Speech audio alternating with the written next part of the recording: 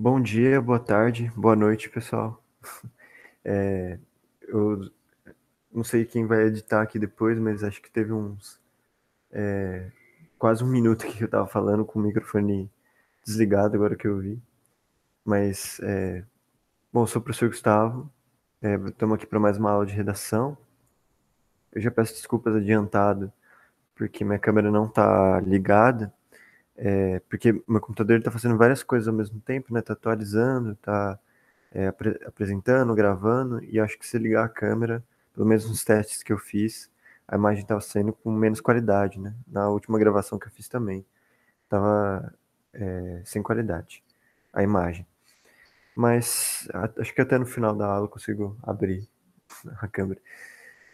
Mas hoje a gente vai falar de um tema muito importante, um possível tema de redação aí, que quer dizer, né, que é possível desde muitos anos atrás, e que agora é um tema que está voltando para o centro do debate, que é a questão indígena no Brasil contemporâneo.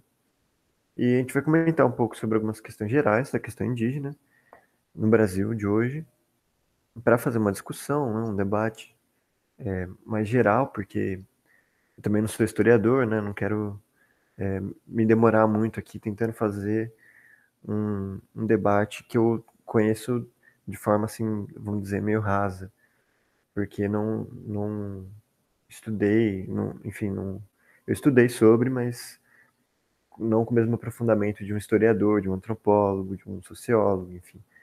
Então é mais um estudo de alguém interessado e também para fazer essa aula, né, para montar a aula. Então a gente vai tratar um pouco do tema aqui de um modo geral, aqui com os textos motivadores, com as imagens. Deixei algumas reportagens, uns vídeos para vocês verem. E depois vocês assistem com calma aqui no link do Padlet, que eu vou deixar disponível também. Talvez eu faça uns slides, eu não tive muito tempo para fazer slide para a aula aqui gravada, mas talvez eu faça uns slides e deixe disponível também, mas com alguns textos só a mais. E, enfim, algumas recomendações. E no final a gente vai falar um pouco assim, em como a gente pode usar a estrutura da redação do Enem em relação a esse tema, né? Então vou abrir aqui o Padlet para a gente começar. Então acho que vai ser até também uma aula um pouco mais rápida, né? Para a gente não se demorar muito no assunto, que é um assunto muito complexo, mas, como eu disse, né, não tem tanta propriedade, sim, de estudos para aprofundar mais o tanto que eu gostaria de aprofundar, né? E acho que seria muito mais também enriquecedor esse debate se vocês estivessem presentes, né? Mas mesmo quando a aula é ao vivo ali, às 5 horas, toda sexta-feira, é raro da gente ter alunos, enfim, e a gente compreende também essa questão. Então a gente vai passar um pouco assim mais rápido no tempo, né? Então eu vou dar um pouco aqui dos textos para a gente ir tendo um pouco dessa discussão e depois eu vou para a parte da redação em si. Então a questão indígena no Brasil contemporâneo, como tema de redação de Enem, né? Então eu trouxe só dois textos motivadores assim, naquele formato que o Enem geralmente traz, mas outros textos podem servir como motivadores também, obviamente. E acho relevante dizer primeiro, né, que é importante vocês terem em mente sempre, não esquecerem disso na hora de escrever sobre esse tema, não só em redação, mas em qualquer trabalho que vocês possam fazer relativo a isso, ou qualquer outra redação que não seja o do Enem, que vocês possam eventualmente fazer também. Que o termo índio é mais, vamos dizer assim, pejorativo e o termo indígena seria mais correto. Então, sempre que forem escrever sobre, falar sobre, busquem utilizar o termo indígena em vez do termo índio, né? Isso é essencial, assim, para a gente ter, pra gente escrever sobre o tema, né? Então, acho que o primeiro tópico mais importante, um dos mais importantes, todos são muito importantes, né? Mas um primeiro aqui para a gente ressaltar é a questão das terras indígenas, né? Então, vou ler um pouquinho aqui do texto para vocês. As terras indígenas são porções do território brasileiro habitadas por povos indígenas. Essas estão diretamente relacionadas à garantia de reprodução física, econômica, social e cultural desses grupos, de acordo com seus costumes, tradições e usos. O conceito de quais são as terras tradicionalmente ocupadas pelos índios consta no artigo 231 da Constituição Federal de 1988. Em seu primeiro parágrafo está estipulado que terras indígenas são aquelas por eles, os indígenas, habitados em caráter permanente, as utilizadas para as suas atividades produtivas e as imprescindíveis à preservação dos recursos ambientais necessários a seu bem-estar e as necessárias à sua reprodução física e cultural, segundo seus usos, costumes e tradições. No que diz respeito às terras indígenas, é importante saber que elas não são propriedade dos povos que nela habitam, mas que consistem no patrimônio da União. E aqui, quando eles falam de propriedade, né, fazendo aqui um adendo, é no sentido de propriedade privada, né, gente, de compra, né? Aqui, no caso, eles não compraram essas terras, pertenciam a eles tradicionalmente, como povos originários, né? E hoje são consideradas como pertencentes ao patrimônio da União, né, ou seja, do território brasileiro, mas que são destinados aos povos indígenas por direito, né, constitucional. Tratam-se de bens públicos de uso especial, o que significa que são inalienáveis, indisponíveis e não podem ser utilizados por outras pessoas que não sejam os próprios indígenas. Sendo assim, os indígenas detêm sobre essas terras a posse permanente e uso exclusivo das riquezas do solo, dos rios e dos lagos existentes, ainda conforme o artigo 231. E por que é importante demarcar essas terras, né? As terras são suporte de cultura e do modo de vida das 305 etnias indígenas. Elas são fundamentais para a reprodução física e cultural de seus grupos, para a manutenção de seus modos de vida tradicionais, seus saberes e suas expressões culturais, as quais fazem parte do patrimônio cultural brasileiro. Terra indígena demarcada significa a garantia da diversidade cultural e étnica, assim como a proteção ao patrimônio histórico e cultural brasileiro, o que caracteriza o dever da União e das universidades federadas, conforme disposto no artigo 24, inciso da Constituição.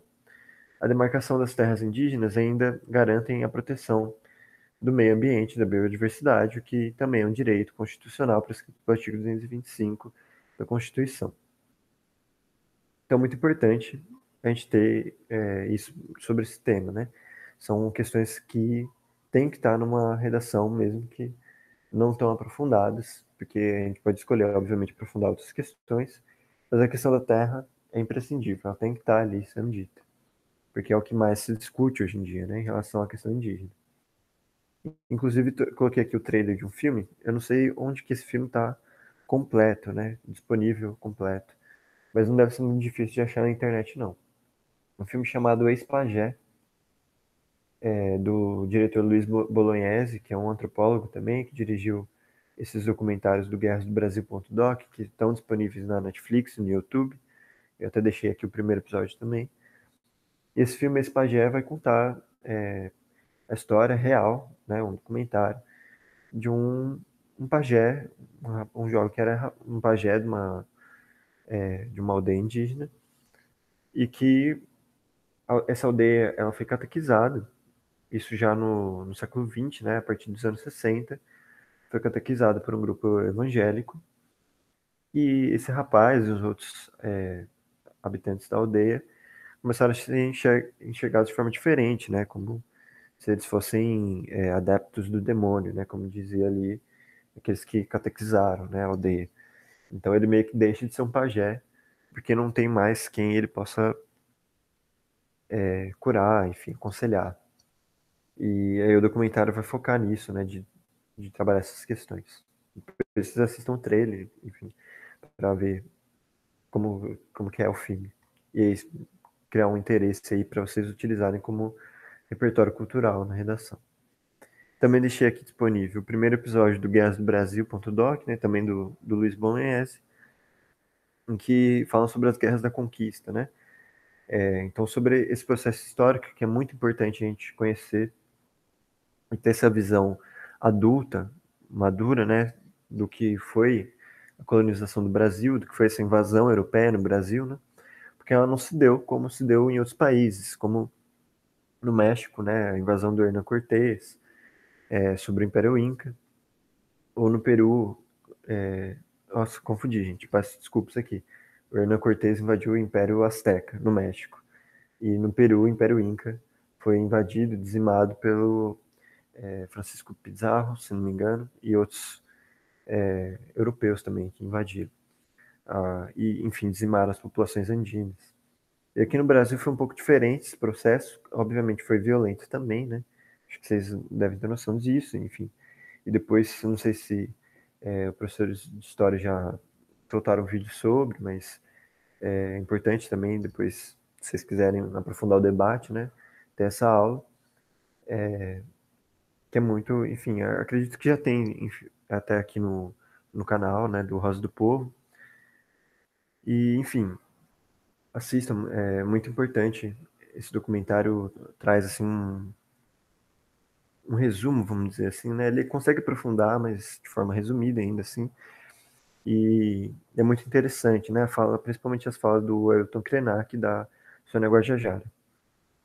E é importante, né? É imprescindível a gente compreender que esse processo se deu praticamente ali com os portugueses e depois outros europeus, como os holandeses e franceses, né? Chegando basicamente podres, né? Aqui no território brasileiro, nessa extensão da costa litorânea do Atlântico, no Brasil, e chegavam doentes, enfim, perdidos, de certa forma também, né? E eles não, pelo menos do que se tem documentado, né, não foi um primeiro contato violento, né? No sentido deles já chegarem invadindo, enfim, e descendo bala. Mas foi uma conquista meio parasitária, né? Vamos dizer assim. Que os indígenas ensinaram como andar por aqueles lugares, né? Por essa nova terra. Porque, como diz o Ailton Krenak, né? Eles não sabiam nem o que era um caju, como pegar um caju, não tinham as mesmas doenças, não tinham o mesmo conhecimento, obviamente. E os indígenas passaram isso, né? Porque havia ali uma ideia de que aqueles seres estranhos, né, quase alienígenas, estavam ali de passagem, né? E aí só depois de 30 anos ou mais, pelo menos nos 100 primeiros anos ali, desde 1500, né, até 1600, essa invasão ela se dá de uma forma muito parasitária, né? De forma assim que aos poucos os europeus iam chegando, iam se firmando aqui, iam criando ali vilarejos, enfim, né, essas colônias, e catequizando, enfim. E demorou para se perceber, né, que eles estavam também escravizando os indígenas, enfim. E, e aí começa esse processo violento de tomada de terras, né? Uma questão importante também de dizer em relação às terras, essa coisa, né, de que muitas das terras que hoje são de propriedade privada, né, dos grandes latifundiários também são herdadas lá dos tempos das capitanias hereditárias, né? Então elas não foram terras compradas por esses fazendeiros, né, de grandes terras, de extensões de terra. Porque no Brasil não teve essa reforma agrária, né, para dividir as terras de forma equitativa, enfim.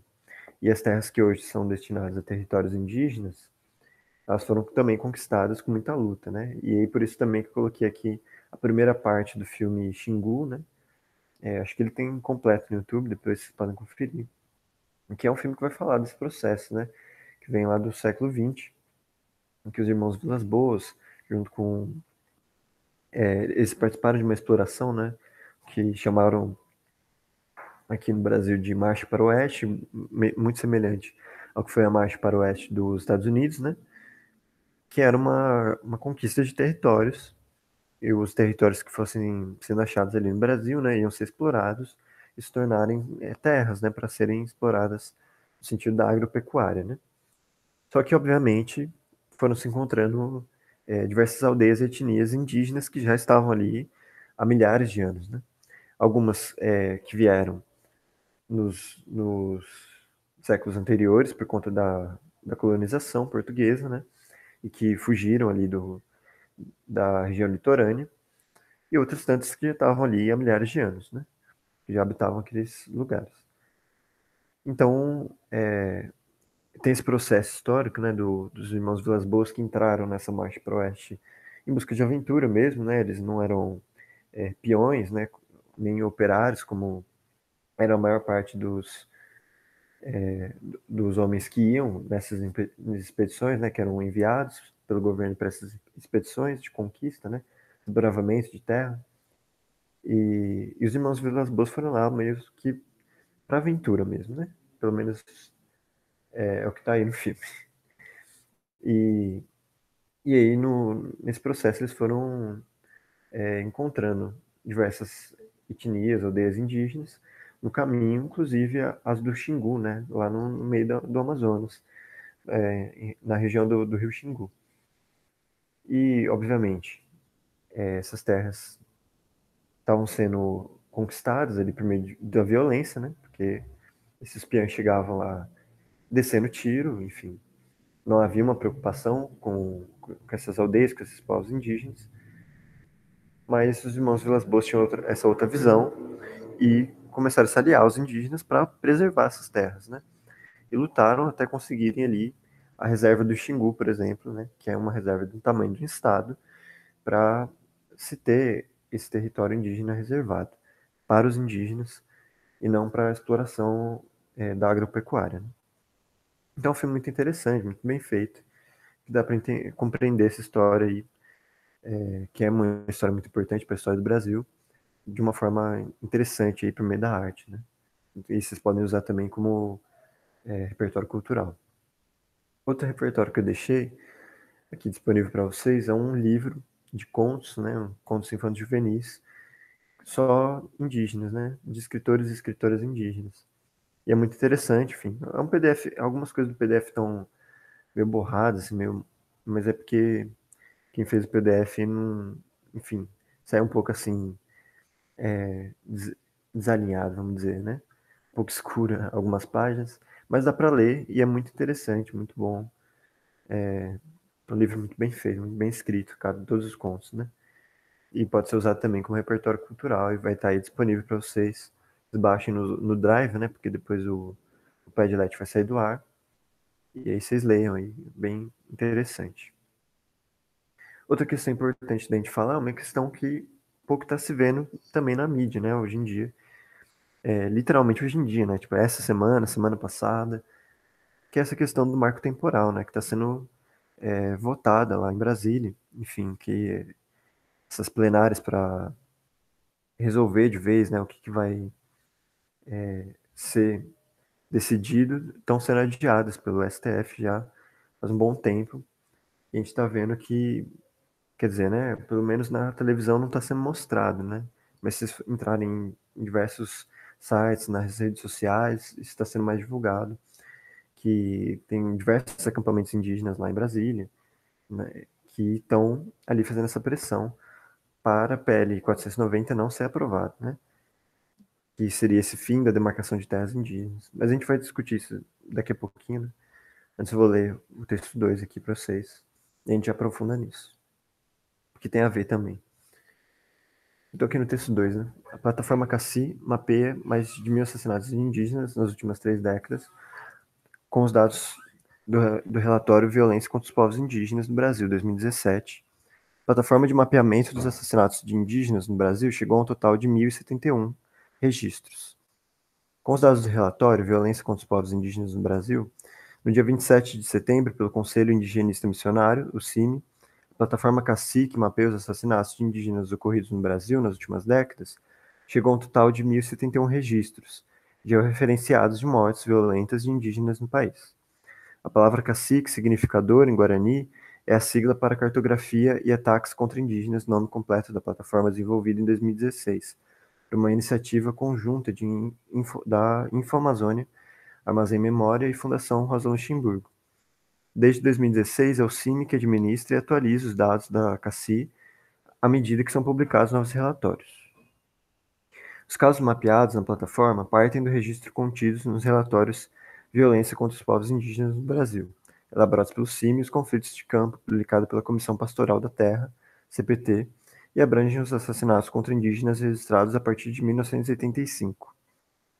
Eles incluem informações sobre o local do assassinato, povo indígena a qual a vítima pertence, contexto e a data da ocorrência, sempre que disponíveis.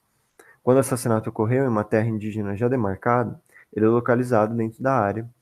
Quando ocorreu fora ou em uma terra indígena no qual o processo demarcatório ainda não foi concluído e cujo perímetro ainda não está disponível na plataforma, ele é remetido para o centro do município em que aconteceu o assassinato. E essas informações estão disponíveis aí no site do CIMI, né? E, enfim, tem lá a matéria completa que vocês podem ler para aprofundar nesse assunto. Então, é importante também ter em debate nessa questão da violência contra os povos indígenas que continua até hoje. Não é só uma coisa ali da colonização, né? É uma guerra que nunca acabou nesse sentido, né? Então a gente viu isso acontecendo na colonização do Brasil, né? Depois, ainda no século XX, continua, né? Com esse momento aí da marcha para o oeste, né? Que o filme do Xingu fala sobre, né? E só nos anos 80 que a gente começa a ter leis, né? De fato, para proteger essas terras e os povos indígenas, mas ainda assim, por mais que existam leis, por mais que existam essas demarcações, né?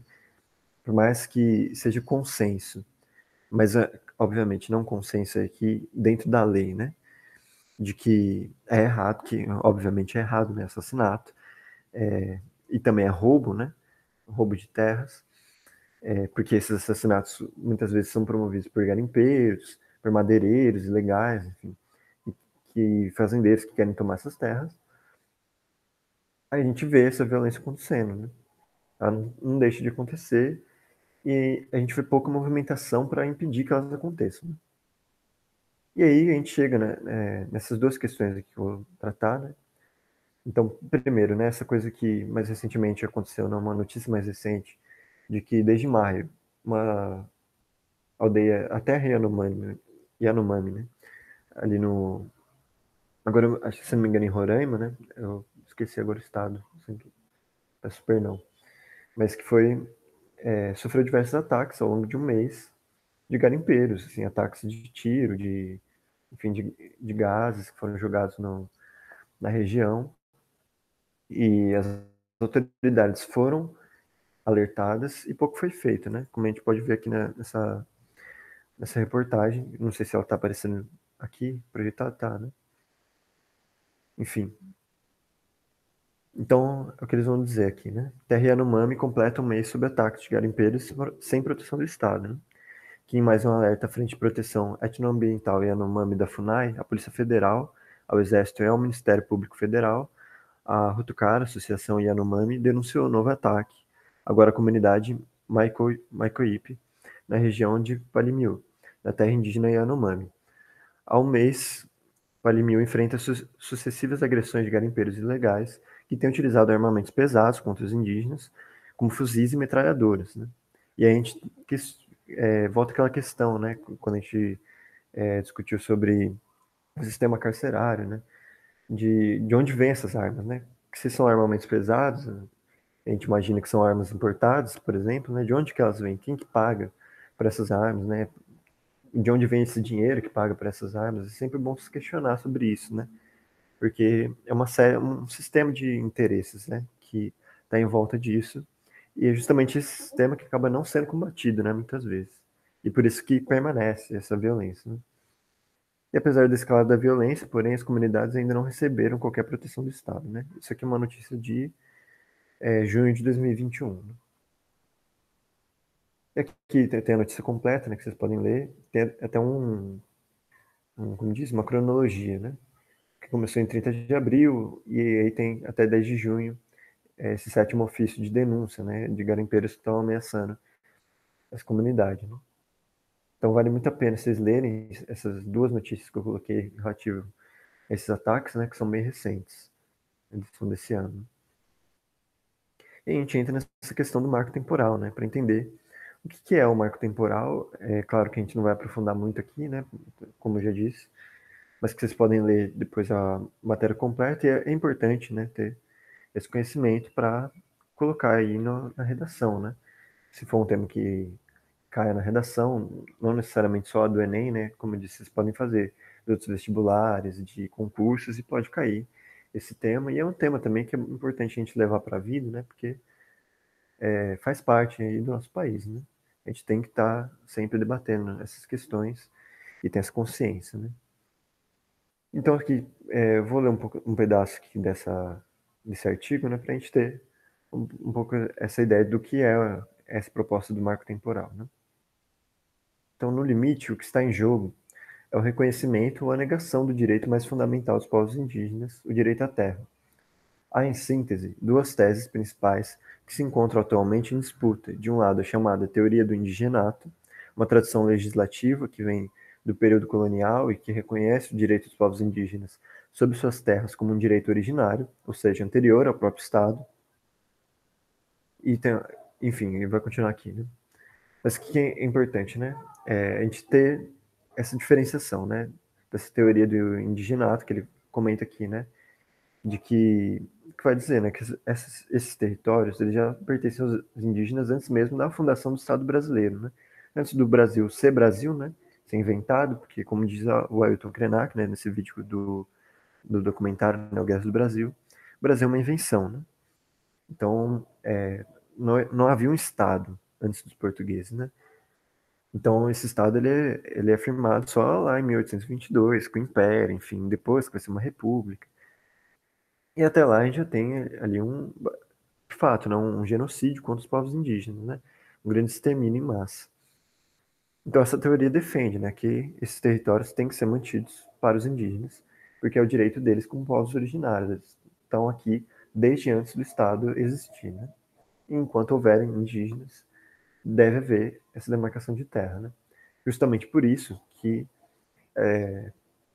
as pessoas, né, esses indivíduos, garimpeiros ilegais, madeireiros, grandes proprietários de terra, enfim, que querem aumentar as terras, que são criminosos, né, enfim, nesse sentido, permanece essa violência justamente porque sabem disso, né, que enquanto houverem povos indígenas existindo, ainda vão haver territórios destinados a eles, e por isso é uma guerra, né, que está se mantendo. Enfim, vou continuar o texto aqui. A Constituição Federal de 88 segue essa tradição ao garantir aos indígenas os direitos originários sobre as terras que tradicionalmente ocupam. Do outro lado, há uma proposta restritiva que pretende limitar os direitos dos povos indígenas às suas terras ao reinterpretar a Constituição com base na tese do chamado marco temporal.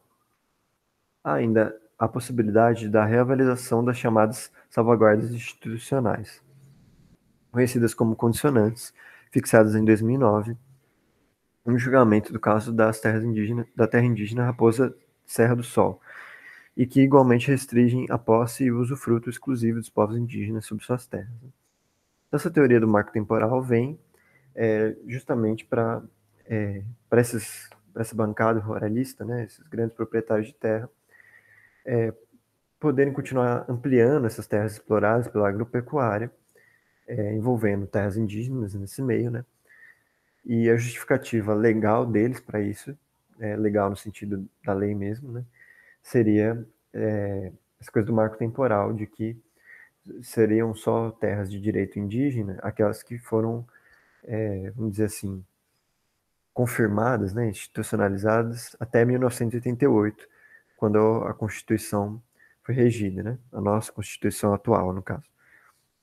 Só que isso desconsidera, essa interpretação, né, do marco temporal desconsidera que os povos indígenas nunca deixaram de ser ameaçados, né, explorados, enfim, e que essas terras nunca deixaram de ser tomadas, né, nessa guerra que se mantém.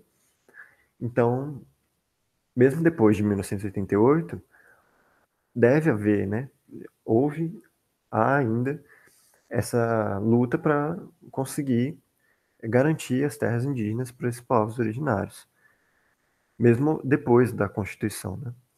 E aí essa PL do marco temporal, a proposta seria de que assim, até 88 pertenceria aos indígenas e depois não, né? E aí, obviamente, seria uma justificativa por meio da lei para continuarem, enfim, ampliando essas terras, não para os indígenas, né, mas sim para os garimpeiros, para os grandes fazendeiros, proprietários de terra, e continuar, né, a exploração. E é isso que está em jogo agora, né? Está rolando agora esse julgamento que ainda não teve uma decisão final. E a gente sabe que as grandes lideranças indígenas estão lá em Brasília agora, enfim, fazendo esse acampamento, essa vigília lá, enfim, resistindo. E a gente ainda não sabe onde vai dar isso, né? Ainda não se tem certeza. Mas é importante a gente ter esse conhecimento, porque é uma coisa que está acontecendo agora, né? Mais do que atual. E se for realmente um tema, né, de redação, enfim, vocês vão ter que saber escrever bem sobre isso, né? Porque é uma questão central do tema. Enfim, gente, para finalizar, trouxe aqui algumas recomendações e sugestões, né? No caso, para quando vocês forem escrever sobre esse tema, como eu disse, são sugestões, então vocês não precisam necessariamente escrever sobre isso que eu estou sugerindo, né? Mas, para caso vocês tenham mais dificuldade, né, de como que eu vou redigir minha tese, né? Então, eu vou deixar essas sugestões para vocês se orientarem melhor. Então, assim, para o desenvolvimento, né? Um pouco da introdução e desenvolvimento. Definir bem os agentes da tese, né? Lembrando que é muito importante a gente ter dois agentes para a tese no final da introdução, para que no desenvolvimento, cada parágrafo do desenvolvimento desenvolva com argumentos esses agentes, né? Essas propostas. Então, a minha sugestão é trabalhar na tese a questão do direito à terra indígena, né, e os problemas ambientais provocados pela exploração desenfreada dessas terras. Né? Então, por que que é importante essas terras serem mantidas para os indígenas, né? E qual que é o impacto ambiental dessas questões, né? Então, são questões que dialogam e seriam muito interessantes vocês colocarem no desenvolvimento, né? E para conclusão, o que eu sugiro, assim, de propostas, de possíveis propostas de intervenção, né, seriam, então, a proteção do direito às terras indígenas, né, e aí, no caso, os agentes que garantem essas propostas, né, poderiam ser a FUNAI, o governo federal, enfim, entre outras instituições e ONGs que vocês possam, que vocês achem melhor, de repente, né, na pesquisa que vocês forem fazer. A valorização e maior visibilidade das culturas indígenas, né? Isso pode vir desde a Secretaria de Cultura, da Ancine, né? Mais filmes, mais animações, mais livros sobre, enfim, valorizar essa cultura indígena enfim, divulgar mais isso, né? Dar essa maior visibilidade. Inserção de mais indígenas nas universidades, né? Geralmente, quando a gente lê, assim, conclusões de redações sobre esse tema, algumas, até às vezes em reportagens isso aparece, né? Da necessidade de maior inserção no mercado de trabalho, né? Mas que mercado de trabalho, né? Então, é sempre bom também questionar um pouco disso, né? Porque a inserção de indígenas no mercado de trabalho, a gente tem que saber qual é o mercado de trabalho, né? Não adianta só dar um emprego, né? Tem que também acessibilizar a educação, principalmente, a esses povos, né? Eles têm esse direito também. Então, uma possível proposta de intervenção também, essa inserção dos indígenas, de mais indígenas nas universidades, né? E aí, o agente que garantiria isso, né, seria o MEC, enfim. E a gente poderia aprofundar mais isso. E maior visibilidade midiática para as lutas indígenas, né? Como eu disse, essa questão mesmo do marco temporal pouco se vê na mídia, assim, de modo geral, né? Você não, eu, pelo menos até agora, não vi nada, assim, na TV, nos grandes sites, enfim, sobre os indígenas que estão lá agora em Brasília, né, fazendo o acampamento, sobre toda essa questão do marco temporal, essa discussão, enfim, pouco está se vendo disso na grande mídia. Então acaba sendo mais da divulgação independente, né? E, e aí é complicado, né, para a gente se aprofundar num tema quando às vezes a gente não tem tanto acesso, né, a essas informações. Então, uma proposta de intervenção interessante é essa maior visibilidade que a mídia pode dar, né, a essas questões. Então, gente, acho que de modo geral era isso, né? Depois vocês acessem aqui o Padlet, talvez eu coloque mais algumas coisas aqui, né, para complementar. Assistam os vídeos, os filmes que eu recomendei, enfim, que são de muita qualidade. E espero que tenha sido bom. Eu não tenho recebido feedbacks, mas se vocês puderem dar mais feedbacks, assim, nos vídeos, né, nesses que vão para o YouTube, se vocês puderem comentar. Eu posso também abrir os Padlets para comentários, né, para vocês comentarem. Podem me mandar lá no grupo do WhatsApp, enfim. Tenha vontade, como já disse nas outras aulas. Conforme a gente for chegando mais perto do Enem, a gente vai revisando mais a questão técnica da redação, né? Enfim, é isso. Acho que deu para fazer aí uma boa, como posso dizer, né? Uma, uma visão mais geral do tema, né? Tentando aprofundar o suficiente aí para a redação, né? Mas, obviamente, é bom que vocês aprofundem mais, assistam os vídeos, leiam os textos completos, né? Vocês conhecerem mais filmes, mais textos que possam agregar aqui, podem recomendar também eu colocar no Padlet, nesse período que ele vai ficar disponível. E é isso, gente. Espero que fiquem bem, estejam bem, né? Vacinados ou se vacinando. E até semana que vem ou a próxima. E fiquem bem. Então, bom dia, boa tarde, boa noite para quem estiver assistindo aí em qualquer horário. E é isso, gente. Muito obrigado pela atenção.